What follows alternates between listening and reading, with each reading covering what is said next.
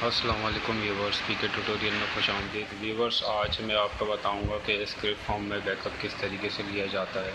यानी कि हम जो स्क्रिप्ट माइक्रोटिक में अप्लाई करते हैं उस फॉर्म के अंदर बैकअप किस तरह लिया जाता है।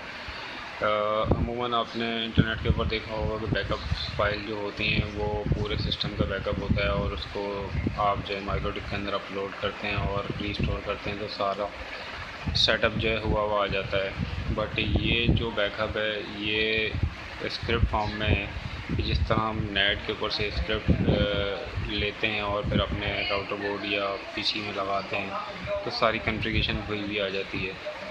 तो ये स्क्रिप्ट फॉर्म बैकअप की बात हो रही है। तो मैं आज आपको बताऊंगा कि इस आपका जो राउटर बोर्ड की कॉन्फ़िगरेशन है इसको आप स्क्रिप्ट फॉर्म में एज अ बैकअप किस तरीके से ले सकते हैं। तो आइए लैब की तरफ चलते हैं, देखते हैं किस तरह से होगा।